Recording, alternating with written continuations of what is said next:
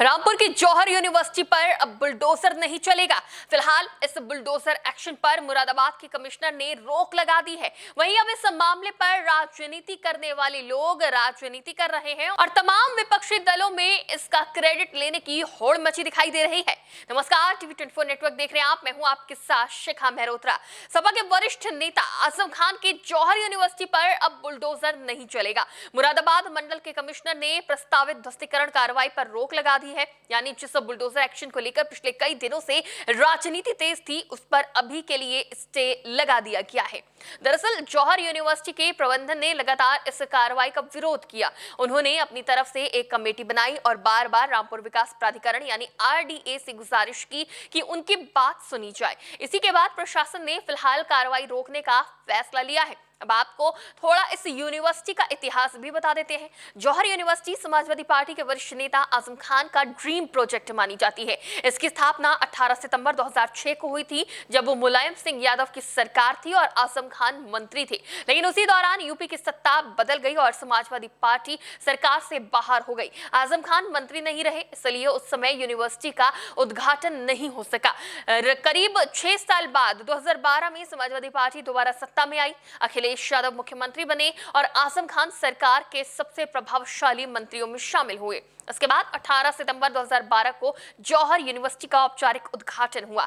जौहर university का विवाद कहां से शुरू हुआ, ये भी जान लीजिए। बताया जा रहा है कि जब यूनिवर्सिटी का निर्माण शुरू हुआ, तब रामपुर विकास प्राधिकरण का गठन नहीं हुआ था। उस समय जिला पंचायत का क्षेत्राधिकार लागू था। शुरुआती 2 इमारतों के लिए जिला पंचायत से मंजूरी ली गई, लेकिन बाद में बनी 38 इमारतों के लिए अनुमति नहीं ली गई। इसी आधार पर प्रशासन ने कार्रवाई शुरू की। जब मामला अदालत तक पहुंचा, कोर्ट के निर्देशों के बाद अधिकारियों ने मौके पर निरीक्षण किया और फिर यूनिवर्सिटी प्रबंधन को नोटिस जारी किया गया।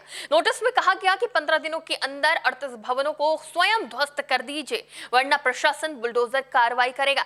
साथ ही ये भी कहा गया कि अगर प्रशासन को ध्वस्तीकरण करना पड़ा तो उसका खर्च भी यूनिवर्सिटी प्रबंधन से वसूला जाएगा। इसके बाद से यूनिवर्सिटी का प्रबंधन लगातार राहत की मांग करता रहा। वहीं विपक्ष ने भी इस मुद्दे को जोर शोर से उठाया। समाजवादी पार्टी प्रमुख अखिलेश यादव लगातार इस पर पोस्ट कर बीजेपी सरकार को घेरते रहे। इसके बाद अपना प्रतिनिधिमंडल रामपुर भेजा। वहीं कांग्रेस की ओर से प्रदेश अध्यक्ष अजय राय रामपुर पहुंचे। अजय राय ने कहा कि ये शिक्षा का मंदिर है और सरकार को ध्वस्तीकरण का आदेश वापस लेना चाहिए। उन्होंने आरोप लगाया कि ये कार्रवाई राजनीतिक रूप से प्रेरित है और आजम खान द्वारा बनाई गई संस्था को निशाना बनाया जा रहा है। उन्होंने ये भी कहा कि कांग्रेस पार्टी यूनिवर्सिटी छात्रों और शिक्षकों के साथ खड़ी है। इसके अलावा आजाद समाज पार्टी के अध्यक्ष चंद्रशेखर आजाद ने भी इस मुद्दे पर अपनी प्रतिक्रिया दी और इसे अल्पसंख्यकों तथा पीड़ितों से जुड़े सवालों से जोड़कर देखा। धीरे धीरे ये मामला सिर्फ प्रशासनिक कार्रवाई तक सीमित नहीं रहा, बल्कि राजनीतिक बहस का विषय बन गया।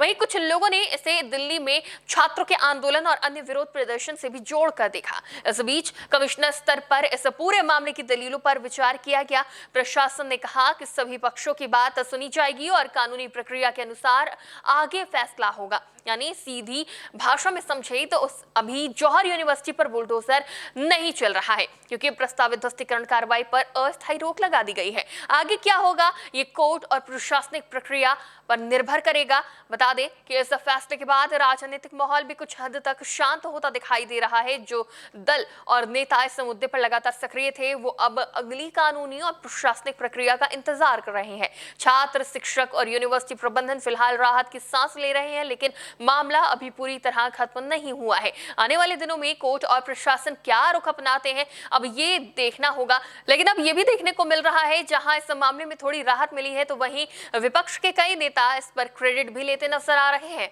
इस पूरे मामले पर आपकी क्या राय है, हमें कमेंट बॉक्स में जरूर बताएं। फिलहाल देखते रहिए टीवी 24 नेटवर्क।